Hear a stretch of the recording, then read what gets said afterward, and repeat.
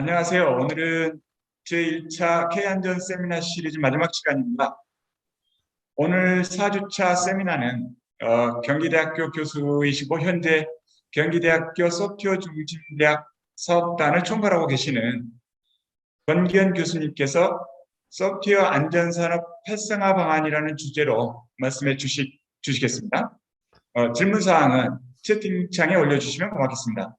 교수님 부탁드립니다. 네.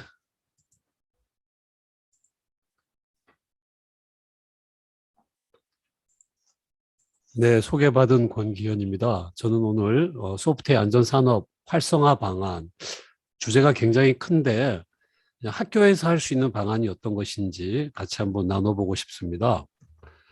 배경으로는 아시다시피 소프트웨어 안전의 중요성 아무리 강조해도 지나치지 않는데, 특별히 이제 4차 산업 시대에 우리 AI와 소프트웨어가 사람으로 얘기하면 그 두뇌에 해당되기 때문에 이 두뇌의 그 건강, 안전, 사람에게도 되게 중요하다시피 이 안전의 중요성이 굉장히 급증해져 가고 있습니다.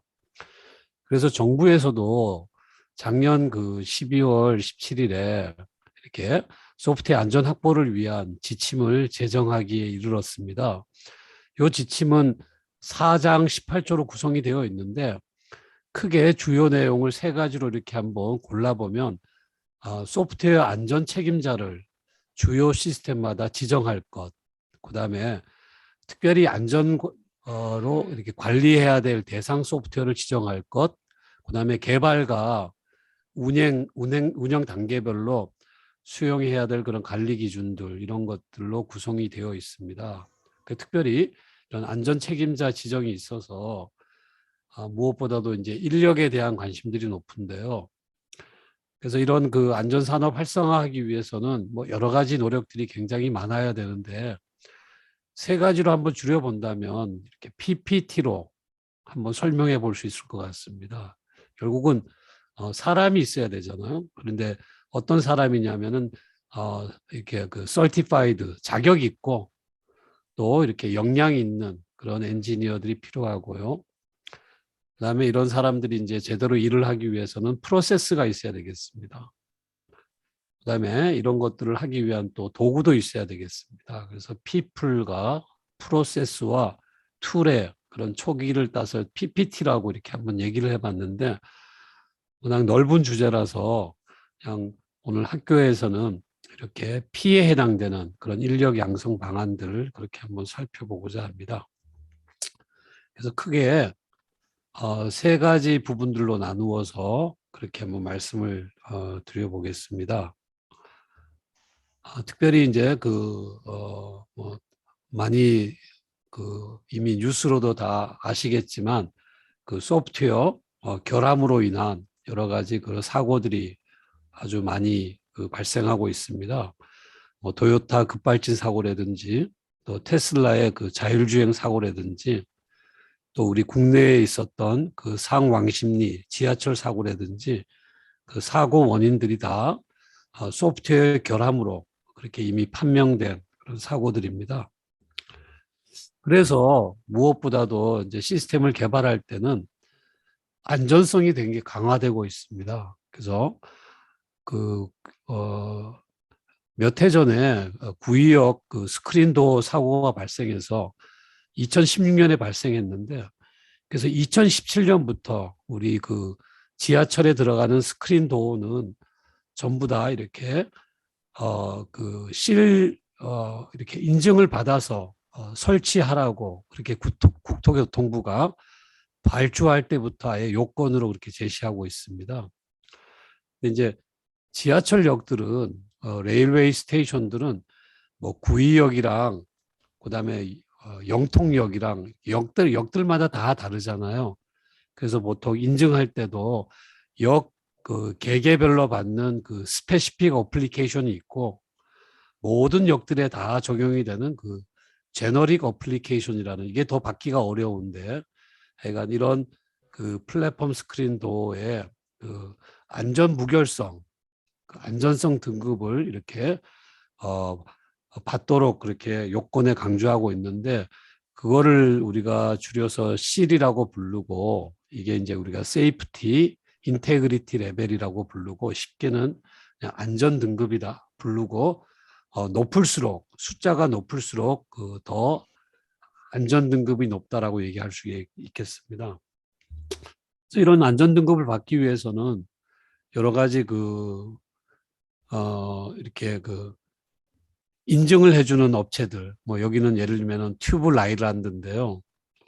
우리 방금 이제 들어오셨던 우리 장우현 또 박사님 계신 SGS라든지 이런 데가 CL 인증을 이제 심사해서 어떤 요건에 맞으면 이런 여러 가지 CL3에 해당되는 그런 요건이 맞췄다. 그래서 심사해서 이런 서티피케이트를 이제 발급해주면 이걸 개발했던 회사들은 이제 제품이랑 인증서를 발주기관에 이렇게 이제 제출하는 이런 형식으로 일들이 이루어지고요. 그래서 뭐 회사들마다 우리는 뭐 몇 등급 받았네, 몇 등급 받았네, 이제 이런 여러 가지 또 마케팅을 위한 홍보들도 많이 하는데, 보통 PSD는 뭐 CL3 정도면 되는데, 뭐 LG CNS는 우리는 더 잘할 수 있어. CL4 등급을 받았다고. 그래서 아마 이런 걸 통해서 또 국내뿐만 아니라 이제 해외 수출할 때도 이런 인증서가 굉장히 좋은 또 이렇게 홍보 자료로 활용될 수 있을 것 같습니다. 그래서 이런 여러 가지 시스템을 만들기 위해서는 여러 가지 우리가 국제 표준이라는 것들을 다 준수를 해야 되는데요. 그래서 보면은 가장 기본이 되는 모든 분야의 기본이 되는 61508. 그다음에 또 이제 요새 한참 이슈가 되는 자동차 쪽에 뭐 26262 표준. 그다음에 이제 철도 분야에 여러 가지 또 보통 이렇게 자동차들은요. 이렇게 파트 1부터 지금 파트 12까지 12개를 다 이렇게 그냥 2626이라고 하는 엄브렐러 안에 이제 묶어 놨는데, 아직 철도 분야는 각각 이렇게 램 부분, 또 소프트웨어 부분, 뭐 또 세이프티 케이스 부분 이렇게 다 따로따로 표준이 되어 있는데, 아마 요 레일웨이 쪽도 큰 이렇게 그냥 하나로 그냥 이렇게 표준으로 가고 이렇게 영역들을 이제 파트식으로 이렇게 이제 한다고 그렇게 이제 얘기를 들었습니다. 그래서 이렇게 여러 가지 국제 표준들이 있는데, 우리가 철도 관련 그런 시스템들을 만들기 위해서는 이런 식으로 우리가 램스를 통해서 시스템의 여러 가지 위험 요인들이 뭔지, 얼만큼의 그런 세이프티가 필요한지 그런 것들을 파악해서 그렇게 안전 요구사항을 도출해서 전통적인 V 모델을 가지고 이렇게 시스템을 이제 만들어서 이게 제대로 됐는지를 이제 또 밸리데이션도 하고, 또 중간중간에는 또 여러 가지 베리피케이션도 하고, 굉장히 특히 소프트웨어다 보니까는 이제 VMV 활동들이 굉장히 많이 이루어질 수밖에 없을 것 같습니다. 그래서 시스템이 다 완성되면 이거 이제 사용해도 되는지, 그래서 이제 승인을 받아야 되겠죠, 그죠? 그래서 이런 어프루벌을 받을 때 여러 가지 세이프티 케이스와 같은 특히 이제 이게 다 문서인데요. 우리가 만들어진 시스템들은 이제 운행하기에 뭐 안전하다 그런 것들을 이제 문서화해서 제출하면 그것들을 이제 보고 승인을 이제 내리면 이제 서비스를 하는 이런 식으로 예를 들면 철도 분야의 국제 표준들은 요 세 가지가 이렇게 이제 연결되어 있다는 그런 그림입니다.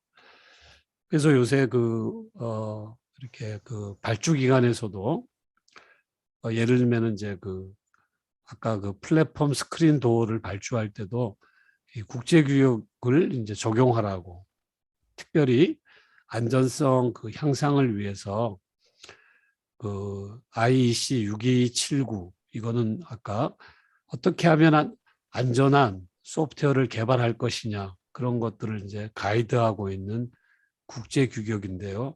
이걸 따라서 개발하고 또 그 안전 등급 또 조금 더 정확하게 얘기하면 이제 그 이런 안전 기능이 그 이렇게 실패할 확률들 그걸 우리가 안전 무결성 수준이라고 하는데 그것들을 C3 기준으로 그렇게 구현하도록 그렇게 아예 발주할 때 이렇게 명시하고 있습니다. 그래서 굉장히 큰 그 일들이 많은데 여기 우리 좀 학부 학생들도 있고 그렇게 해서 도대체 어떻게 그러면은 그 이런 C3나 이런 것 이게 충족되었다라고 그런 인정기관에서는 그 어떤 작업을 하는지 그런 흐름들이 좀 필요할 것 같아갖고 잠깐 좀 한번 외부에 있는 그림을 한번 차용해 봤는데요. 이건 튜브에 그 인증 프로세스가 되어지는데요. 그래서 이제 어떻게 인증을 이제 하냐면은 제일 처음에 시스템의 그 위험 요인과 해저드가 무엇인지를 파악해서 어떤 안전 기능이 필요할 건지를 파악하고 그다음에 거기에 리스크를 분석해서 얘는 어느 정도 어느 정도의 강도로 개발해야 되는지 다시 말하면 이 안전 기능이 이렇게 실패하지 않을 확률이 어느 정도가 돼야 되는지 그래서 그런 것들 리스크를 이제 분석을 한 다음에 이걸 기반으로 해서 안전 요구 사항들 이것들을 이제 만들게 됩니다. 그러면 이제 이 요구 사항을 기반으로 해서 시스템의 이제 그 전체 이렇게 아키텍처를 이제 설계를 하고요. 그리고 난 다음에는 이제 하드웨어 부분, 소프트웨어 부분으로 이제 나누어서 특별히 이제 소프트웨어 부분에서는 이렇게 보통 그 V 모델을 따라서 개발을 하고 또 오른쪽으로 올라가면서 이제 검증을 하고 그렇게 해서 그 소프트웨어 부분들을 전부 다 이제 이렇게 구현한 다음에는 인티그레이션을 통해서 이제 하드웨어 개발과 소프트웨어 개발을 이제 통합한 다음에 그렇게 이제 통합된 시스템들이 제대로 이렇게 요구사항에 맞게 동작하는지 그렇게 확인을 거친 다음에 마지막으로 이제 세이프티 케이스 그래서 시스템이 충분히 안전하다고 그렇게 이제 적어 놓은 그 모든 그 에비던스들 이런 것들을 가지고 심사해서 이런 것들이 제일 처음에 분석했던 해저드나 이런 리스크를 충분히 견디어낼 수 있는 그런 시스템이라고 인정되면 이제 비로소 실 인증서를 주는 그런 흐름으로 실 인증 과정들이 이렇게 진행되는데 이게 이제 그림으로 이렇게 되었지만 굉장히 많은 공수가 들어가고 그다음에 기간도 굉장히 시스템마다 많이 걸리고 어떤 경우에는 요 세이프티 케이스 요거 하나만 작성하는데도 뭐 철도 분야에 뭐 6개월 걸렸다 또는 뭐 복잡한 경우에는 뭐 또 이렇게 수개월 이상씩 걸리는 그런 작업이 되어지고 여기에는 굉장히 많은 이렇게 개발 회사 또 인증 회사 또 도구 회사 또 뭐 컨설팅 회사 협력 회사들이 굉장히 많이 이제 관련이 되어 있는 그런 어떻게 보면 안전 산업의 큰 그림들이 될 수 있겠습니다. 그리고 또 안전성 분석 방법들은 계속해서 이제 변해 나갑니다. 그래서 우리 왜 이제 구간이 명간이다 뭐 이런 식으로 그런 말이 있다시피 전통적으로 안전 분석에 쓰였던 그런 FTA라는 기법이라든지 또 FMEA라는 기법이라든지 해좁이라든지 이런 것들은 벌써 60년대, 50년대부터 이렇게 많이 쓰였던 시스템 또 하드웨어 분야에 많이 쓰였던 이런 시스템인데 이런 것들은 전부 다 신뢰성 이론을 기반으로 하고 있거든요. 다시 말하면 부품의 어떤 고장들 뭐 이런 것들이 시스템 안전에 어떻게 영향을 미치는지 그런 여러 가지 신뢰성 이론을 기반으로 해서 아주 사소한 어떤 이렇게 실수가 시스템에 어떤 유입이 되면 에러가 되고, 이것들이 이제 실패로 되고, 실패가 이제 위험 상태가 되어지고, 이것도 방지 못하면 결국은 사고로 이어지는, 이렇게 뭐든지 이렇게 체인 형태로 이렇게 그 원인에서부터 사고로 이루어진다. 그래서 이런 체인 관계를 통해서 사고를 방지하거나, 또는 사고가 일어나면 왜 이게 사고가 이어졌는지를 이제 원인 규명하는 그런 기법들이 되어지고요. 이런 거를 이제 소프트웨어 쪽으로 이제 어댑션해서 소프트웨어 FTA라든지 뭐 소프트웨어 FMEA라든지 해접이라든지 이런 기법들이 지금도 널리 그렇게 사용이 되고 있고요.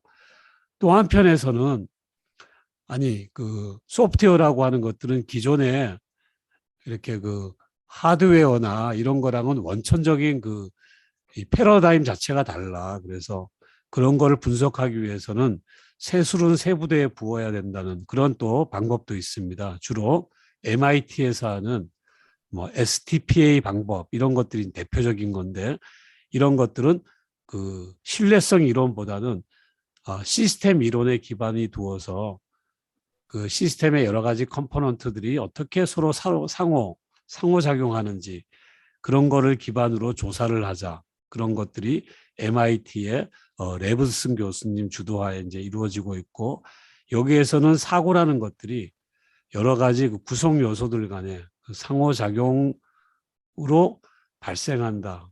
이런 철학을 두고 안전을 해나가는 방법입니다. 그리고 이런 것뿐만 아니라 또 계속 우리가 지금 전통적인 시스템에서 여러 가지 뭐 특히 이제 우리 2주차에 우리 장우현 소장님께서도 발표해 주셨다시피 AI 세이프티 이런 것들은 기존의 세이프티 방법이랑 되게 좀 더 시스템 자체가 다르잖아요. 난 디터미스틱하고 또 프로바빌리스틱하고 또 러닝 기반으로 이렇게 되니까는 이런 시스템들이 지금 자율주행이라든지 이런 데 널리 쓰이기 때문에 이런 시스템의 또 안전은 어떻게 또 우리가 보증해야 되는지. 그래서 지금 이거는 영국 옥스퍼드 대학에서 2019년부터 하고 있는 그런 이제 프로젝트인데요. 5년짜리 유럽 공동 프로젝트인데, 그래서 딥 뉴럴 네트워크의 세이프티 베리피케이션 이런 프로젝트를 하는데, 아주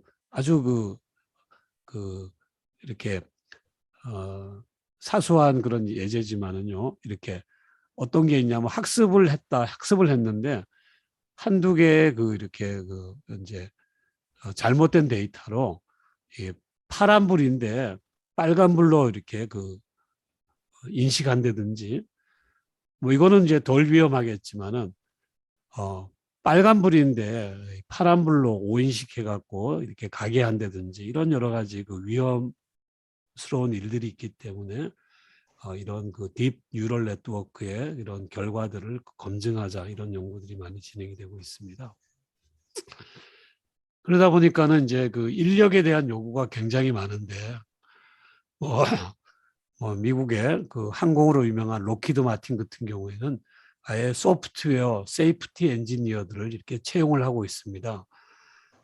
이들이 해야 되는 잡 디스크립션을 보면 소프트웨어 안전성 분석을 해야 된다. 또 여러 가지 규격을 민간이 되었던 또 국방이 되었던 이런 규격들을 잘 또 적용할 수 있어야 된다. 소프트웨어와 관련된 위험 요인들, 해저들을 잘 분석할 수 있어야 된다. 또 설계를 리뷰하거나 또 테스트에 참여할 수 있어야 된다. 이제 이런 것들이 소프트웨어 세이프티 엔지니어를 채용해서 이제 해야 될 일들이라고 이렇게 이제 명시를 하고 있고요. 국내도 보니까는 뭐 굉장히 많아지더라고요. 점점 현대모비스 또는 인코리아, 또 당연히 TUV, 그다음에 또 현대 오트론, 굉장히 또 LG전자 이런 쪽에도 보면 소프트웨어의 그 이렇게 뭐 기능 안전 또 이런 것 그 이렇게 공부하거나 이런 사람들을 굉장히 많이 이렇게 지금 채용하고 있어서 이렇게 늘어나는 그 산업 수요에 이제 우리 그 정부나 또 대학은 어떤 고민을 해야 될까 이제 그런 걸 좀 잠깐 한번 말씀을 드려보겠습니다. 그래서 이제 그 소프트웨어 안전 산업 활성화를 위해서 특별히 정부 주도에 굉장히 노력을 많이 하고 있는데 제가 기억하기로는 2016년부터 거의 본격적으로 한 것 같아요. 그런데 또 저희 나라가 또 이렇게 한 번 하면 또 되게 잘하잖아요. 되게 빨리빨리 잘하잖아요. 그래서 사실은 저 외국은 벌써 수십 년부터 한 건데 우리는 조금 늦게 뛰어들었지만 그 정부에서 굉장히 많이 그 집중 투자하고 또 관심을 일으켜서 그래도 한 5년 지난 5년 동안 많은 노력들이 있었는데요. 특별히 이제 세계 기관을 잠깐 소개하면 나이파에서는 안전 기술을 보급을 해서 특별히 이제 중소기업에 그래서 이전에는 현장 적용 지원 사업이라고 했는데 금년부터는 역량 강화 지원 사업이라고 이름을 약간 바꾸어서 금년에도 한 20개 업체 정도를 이렇게 그 지원해 주는 사업들 그다음에 또 소프트웨어 안전 가이드들을 이렇게 그 일반 개발자들이 좀 쉽게 이해할 수 있도록 이렇게 61508의 그 공통 가이드부터 각각의 그 산업마다 여러 가지 가이드를 제작을 하고 있고 그다음에 이런 걸 기반으로 여러 가지 또 안전 진단 컨설팅 그래서 금년에 나이파에서는 그 두 개 영역 그 소프트웨어 이제 개발 프로세스와 또 유지 보수 프로세스 두 가지에 걸쳐서 이렇게 진단 개선해 주는 이런 사업들을 또 진행을 하고 있습니다. 또 정책연구소라고 부르는 스프리에서는 법 제도를 만들고 그다음에 소프트웨어 안전의 이제 공통 기준들 그다음에 또 우리는 아직은 우리 정부에서는 SP라고 하는 그 소프트웨어 개발 프로세스는 있는데 아직 안전 프로세스는 이렇게 그 수립이 안 되어 있어서 뭐 이런 거를 위한 기초 연구들 이런 것들을 또 많이 하고 있고요.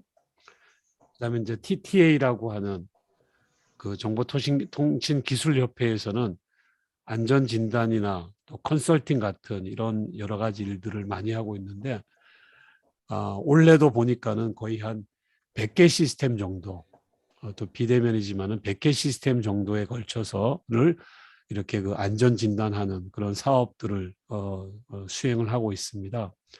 거기에다가 여러 가지 그 기술들을 보급을 하고 있는데 아까 말씀드렸던 그 MIT의 그 STPA 핸드북들을 또 이렇게 번역해서 보급을 하고 있고 이건 작년에 했는데 올해는 지금 뭘 번역하고 있냐면 나사에서 만들었던 그 세이프티 가이드북이라고 하는 것들을 원래 이제 번역을 해서 아마 12월 정도는 이렇게 또 이렇게 오픈할 그런 예정으로 이렇게 하고 있습니다.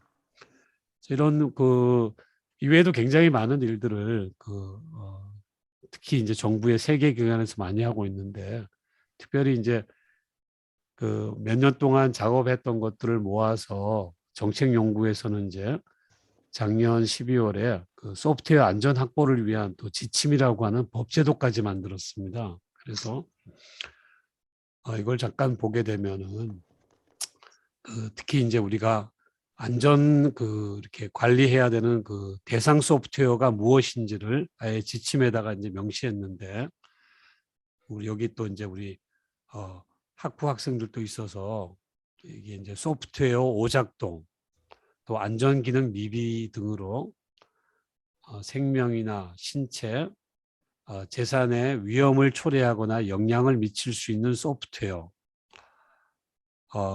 그래서 이런 것들을 특히 이제 공공기관에서 운영하는 그런 소프트웨어를 안전관리 대상 소프트웨어로 이렇게 지정해 놓았습니다. 그래서 이런 소프트웨어를 개발하거나 또 운영할 때 이러이러한 것들은 꼭 이렇게 명심해야 된다.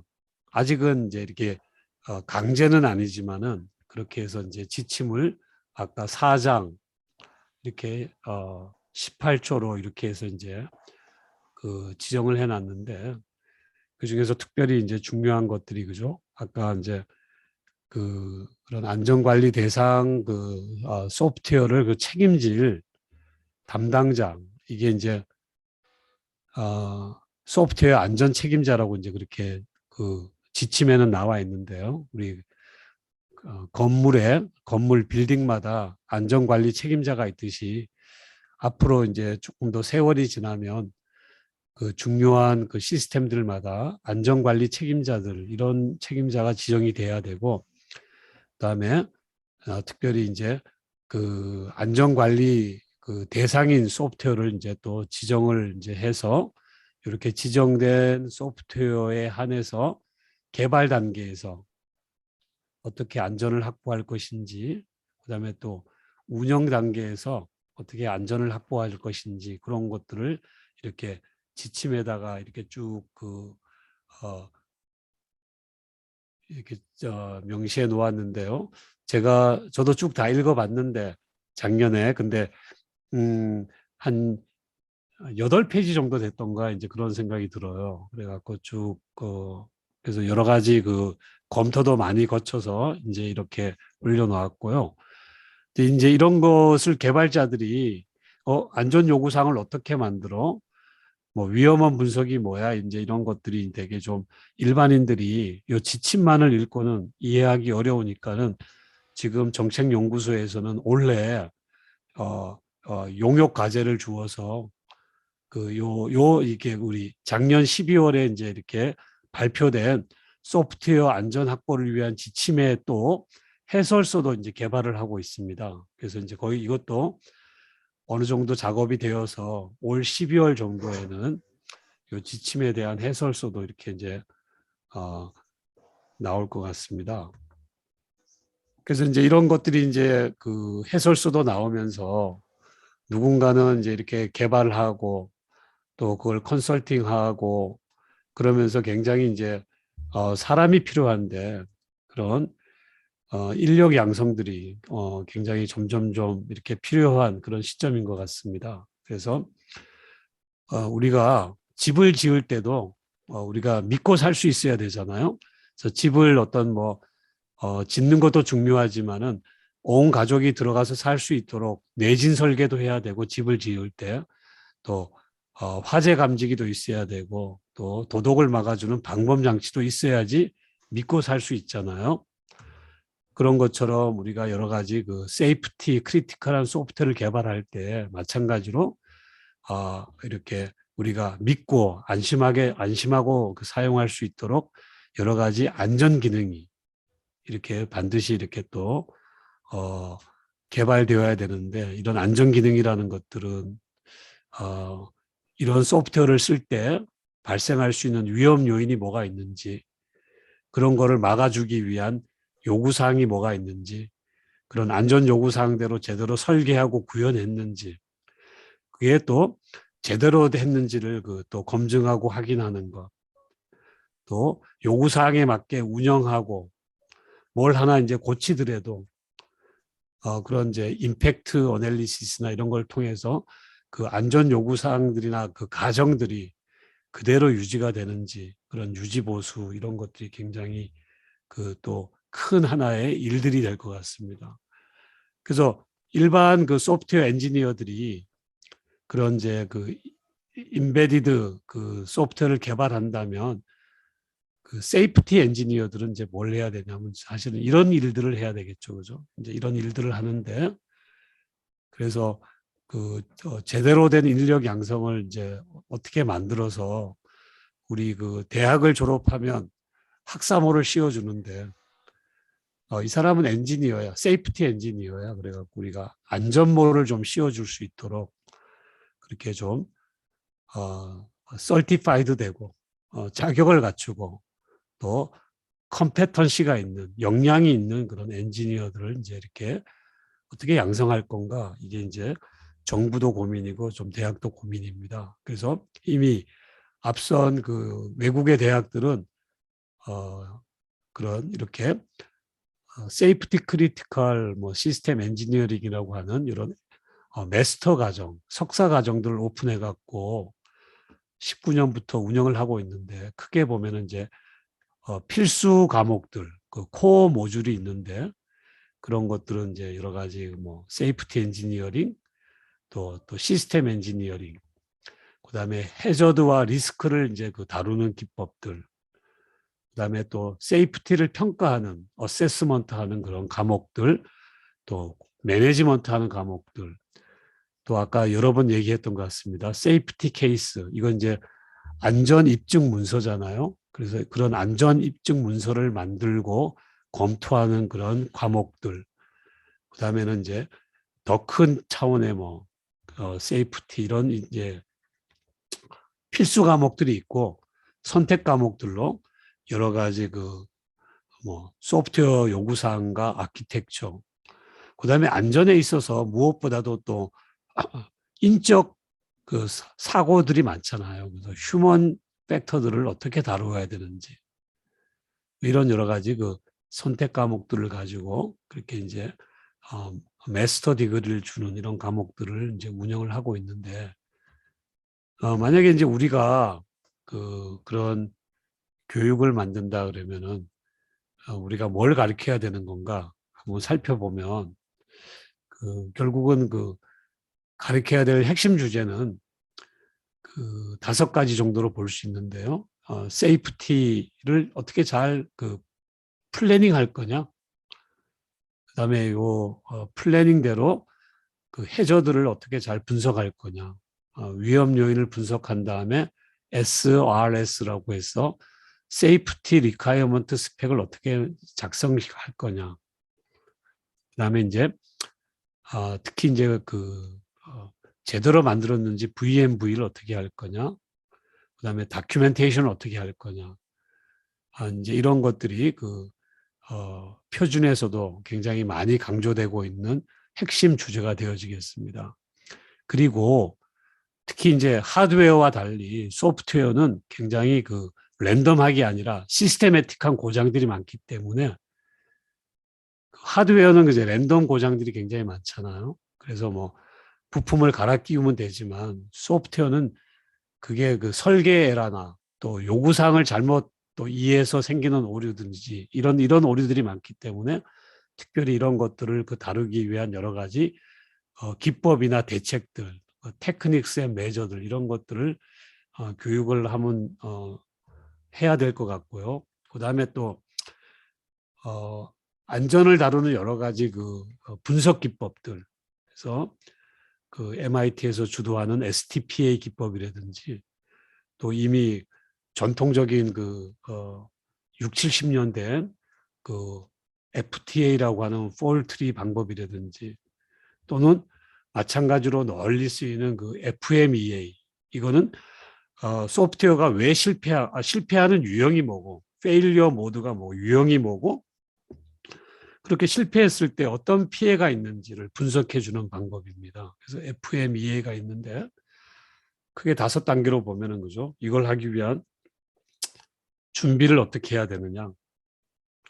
그다음에 이제 내 시스템이나 또 소프트웨어에서 발생할 수 있는 페일리어의 실패의 타입들이 어떤 게 있는지, 유형이 어떤 게 있는지를 식별하고, 그게 왜 발생했는지에 대한 근본 원인을 파악한 다음에, 이게 만약에 발생했을 때 어떤 피해를 주는지, 이펙트, 피해의 영향들을 분석해서 이걸 어떻게 완화시킬 것인지, 이 피해를 얼마나 요구사항의 수준에 맞게끔 이제 낮출 것인지, 그런 저감 대책, 완화 대책을 수립하는 게 이 FMEA의 여러 가지 이제 기법이고, STPA도 있고 FTA도 있는데, 저는 이제 학교에 있어서 결국은 이제 유명한 의사는 뭐 책을 몇 권 읽었다 이런 게 아니라, 결국은 수술을 몇 번 해봤느냐, 수술 뭐 500케이스를 해봤다. 뭐 어떤 의사분들은 뭐 1000케이스를 했다라고 굉장히 이렇게 크게 홍보도 하시더라고요. 그런 것처럼 결국 우리 학생들이 이 안전을 잘 하려면 이렇게 그 사례 적용이 많아야 될 것 같아요. 그래서 그런 걸 많이 시키고 있는데요. 예를 들면은 이제 그 저희 학생들이 이제 만들고 그 이렇게 그 안전 분석 같은 것들을 이제 해보는 그런 사례인데요. 먼저 이제 이것들은 그 열차들이 지금 이제 여러 대가 움직이고 있잖아요. 그래서 그 멀티플 이제 어댑티브 크루즈 시스템들을 이제 만드는 건데요. 이제 크루즈 컨트롤을 만드는 건데 여러 차들이 정속 그 운행을 할 수 있도록 이제 이런 그 시스템을 개발할 때 이제 우리가 뭐를 하냐면은 이런 타겟 시스템들 비록 이제 이게 모형 열차지만 그렇다고 저희가 뭐 우리 학생들이 뭐 실제 열차나 또는 실제 자동차나 이런 걸 가지고 하기가 되게 어렵잖아요. 그래서 모형 열차지만은 이거를 가지고 일정 구간마다 센서를 설치해서 열차의 위치를 탐지해서 이렇게 그 선행차와 후행차가 추돌하지 않도록 그렇게 이제 발생하는 그런 이제 우리가 이런 시스템들을 만들고 이 시스템들의 이제 구성 요소들을 이제 이렇게 우리가 큰 아키텍처를 이제 그린 다음에 특별히 이게 이제 하드웨어 고장보다도 이제 소프트웨어의 페일리어들을 이제 분석을 하는 거잖아요. 그러니까는 이제 어떤 그 관점으로 어떤 뷰 포인트로 이제 이걸 분석해야 되는지 그 뷰 포인트를 이제 정하는 게 되게 중요한데 특별히 이제 뭐 많이 쓰이는 것 중에 하나가 이제 펑셔널한 뷰 포인트. 왜냐하면 많은 소프트웨어들이 그 요구사항을 잘못 그 이해하거나 또 요구사항에 어떤 그 누락이 있거나 요구사항에 어떤 그 모순이 있거나 이제 그런 것 때문에 발생되는 그런 사고들이 굉장히 많이 있어요. 그러니까는 요구사항이 제대로 되었는지 그런 것들을 그 조사해보는 펑셔널 관점. 그 다음에는 소프트웨어와 하드 간에 이제 뭔가 데이터를 주고받거나 제어를 주고받거나 하면서 발생하는 오류들. 그래서 인터페이스 관점, 또 알고리즘이나 코드와 같은 또 그런 부분에서 생길 수 있는 그 페일러들. 그래서 이렇게 디테일드 관점들, 뭐 이런 관점들을 가지고 여러 개가 있는데 지금 방금 봤던 모형 열차는 이제 요 관점으로 그렇게 이제 왜 페일러가 발생되는지 그런 것들을 이제 아키텍처를 그리고 각각의 이제 그 뷰 포인트들마다 faulty functionality, 잘못된 기능, 또 faulty timing, faulty sequence, faulty data, faulty error handling, faulty alarm, synchronization, 뭐 알고리즘, 메모리 매니지먼트 이런 쪽으로 전부 다 이렇게 분석을 해서 이제 그 분석의 유형이죠. 아니, 실패의 유형이잖아요. 이제 그런 걸 파악한 다음에 이런 것들이 왜 발생되는지 그런 여러 가지 그 근본 원인들을 그렇게 이제 파악을 해서 그다음에 이제 이게 만약에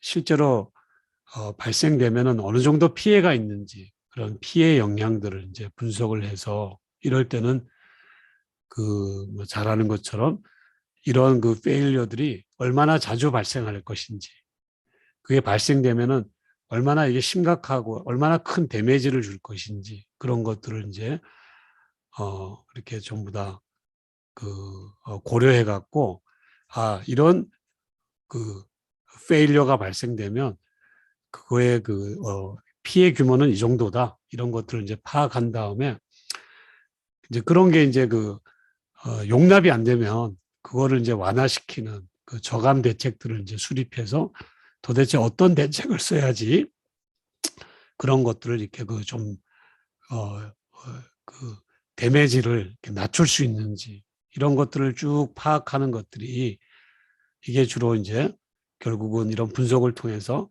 가장 이 시스템을 만들 때 중요한 핵심 안전과 관련된 크리티컬 아이템들이 뭐는지 이런 것들을 파악해내는 것들이 이제 분석의 아웃풋이 되어지겠습니다. 그래서 그렇게 해서 비록 모형 열차지만은 그렇게 이런 안전 요구 사항을 끄집어내어서 그렇게 이제 개발하고 그렇게 이제 학생들에게 시키고 있습니다. 그다음에 교육의 교재도 이제 여러 가지 국제 표준이라든지 뭐 이런 것들 이제 그런 것뿐만 아니라 예를 들면은 뭐 여러 가지 자동차에서 널리 쓰이는 AIAG, VDA, 뭐 핸드북이라든지 또는 아주 소프트웨어 쪽에서 널리 쓰이는 소프트웨어 포미아 이런 책이라든지 뭐 이런 것들을 가지고 이렇게 이제 학생들에게 교재로 이렇게 하고 있는데 요게 이제 저희가 요거는 지금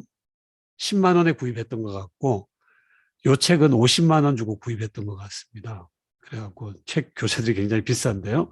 그래서 정부가 이런 것들 너무 비싸고 또 다 영어로 되어 있으니까는 이런 거 개발자들이 좀 쉽게 그렇게 좀 쓸 수 있도록 여러 가지 가이드들 그렇게 개발하고 있고 특히 중소기업의 역량 강화를 위해서 이런 여러 가지 가이드를 또 만들고 있습니다.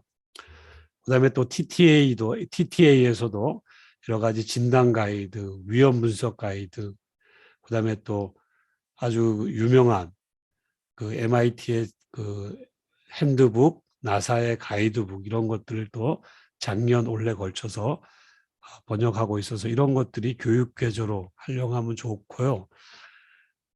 이 교육을 할 때 특별히 이제 안전 분석 교육이잖아요. 그래서 이게 뭐 표준 문서 읽고 이렇게 하면 너무 우리 학생들 이해하기가 어려워서 전부 다 실제 뭐가 됐든 하여간 이제 만들어 보고 실습 체험 교육을 많이 시키는데 그래서 예를 들면은 뭐 이런 아까 이거는 앞에서 봤었고요. 어댑티브 크루즈 컨트롤 시스템 같은 걸 만들 때도 저는 이제 우리 학생들에게 이렇게 합니다. 이런 부품들 조립하는 것조차도 다 이렇게 매뉴얼 다 만들어라. 그리고 이렇게 조립한 거 만들어서 트랙도 다 만들고 그래서 이제 이렇게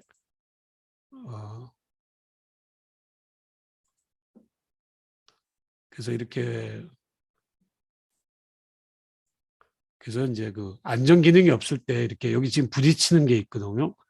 이런 사고 나는 것들도 전부 다 재현해 보고 그다음에는 이제 이렇게 안전 기능을 붙여서 이거 왜 사고 났는지 이런 것들을 전부 다 분석해서 요구 사항 찾아내어서 이렇게 페일리어가 발생하지 않는 그런 세이프한 그런 시스템 개발하라 이런 것들을 그렇게 우리 시키고 있고요.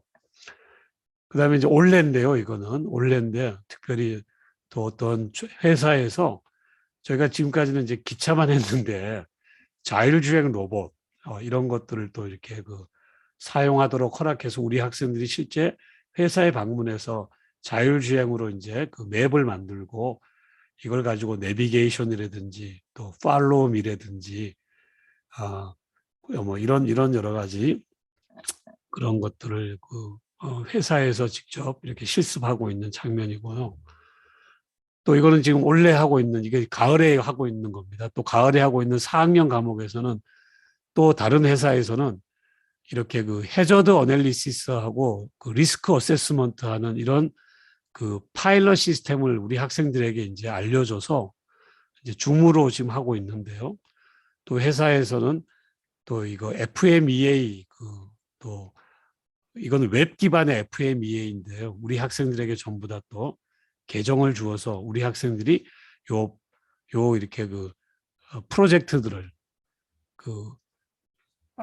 아까 FMEA라고 하는 그런 웹 기반의 그런 도구들을 이용해 갖고 분석하게 하고 있어서 학부가 됐던 대학원이 되었던 이렇게 여러 가지 안전 그런 교육을 할 때 뭔가 실제 만들어 보고 그다음에 이렇게 장애가 발생하게 하고 왜 발생했는지를 분석하고 그게 이제 발생하지 않도록 그렇게 실제로 이제 안전 기능을 집어넣어서 또 실제로 돌려봐서 이제 확인해 보는 것 이런 교육들이 굉장히 좀 우리 학생들에게 와닿는 교육일 것 같습니다.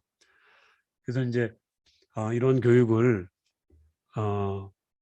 하기 위해서 제가 좀 시간이 좀 넘길게요. 그래서 이런 교육 과정들이 지금 이제 여러 군데가 있습니다.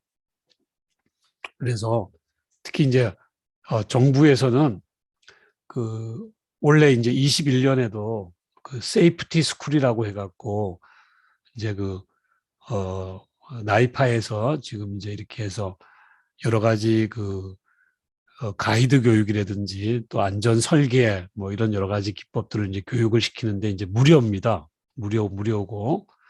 그 다음에 이제 또 우리 아까 얘기했던 뭐 SGS라든지 튜브라든지 뭐 이런 데서 또 이제 돈을 받고 이렇게 안전 교육 시켜주는 그런 교육 코스들도 있습니다. 그래서 우리 학생들도 이번 11월 달에 갔다 왔는데 뭐 적게는 한 300만 원 내고 그렇게 교육을 받고 왔는데, 물론 그 교육 안에는 이제 서티피케이트도 따는 것까지 있어서 우리 학생들도 가서 이제 펑셔널 세이프티 엔지니어 이제 자격도 따갖고 이렇게 이제 오는 그런 사설 교육도 있고요. 그런데 이제 이게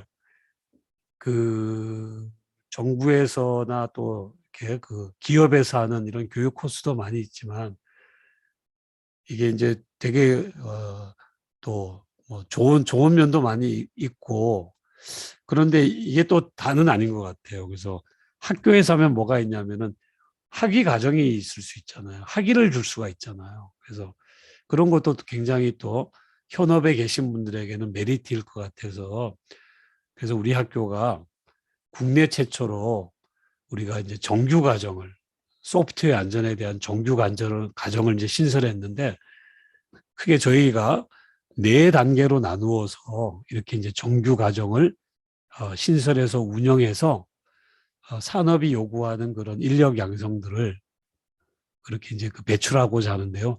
맨 기본 단계는 이제 안전을 이해할 수 있는 그런 1단계가 됩니다. 그 다음에는 이제 각 산업마다 융합 안전을 다룰 수 있는 그런 교육을 하고요. 그 다음에 이제 3번째는 전공자를 위한 소프트웨어 안전, 마지막은 아주 프로페셔널한 그런 전문가를 위해서 하는 소프트웨어 안전 실무, 이렇게 4개의 레이어로 나눴는데, 제일 먼저 안전의 이해는요, 우리 경기대학교가 내년부터 우리가 이제 교양 과목으로 안전의 이해, 이렇게 해서 우리가 4과목을 이렇게 개설하고, 이 중에서 3과목 9학점을 들으면 K 안전 나노 디그리라는 것들을 수여하는, 그래서 국내 최초로 안전 교양 기초 과목을 이렇게 운영을 하고요. 그다음에 2번째로는 이제 이거는 23년부터 산업 안전, 저희 학교에도 이제 공대가 잘하고 있어서 공대에 심지어 기계공학과 이런 데다 있거든요. 그래서 그런 쪽에서도 산업안전 소프트웨어, 또 우리 범죄심리학과 이런 데가 있어서 사회안전 소프트웨어의 융합 전공들을 이것도 우리 국내 최초로 시도하고요. 그다음에 이제 이게 가장 좀 하이라이트일 것 같은데요. 우리 컴퓨터 공학 전공 분야에도 23년부터 소프트웨어 안전, 그다음에 또 여러 가지 사이버 보안이 되게 중요하잖아요. 그래서 이게 2가지를 다 잡기 위해서 이름을 소프트웨어 안전 보안이라고 이렇게 해서 전공 신설해서 신입생 30명 선발해서 23년부터 이 전공을 신설하기로 했고요.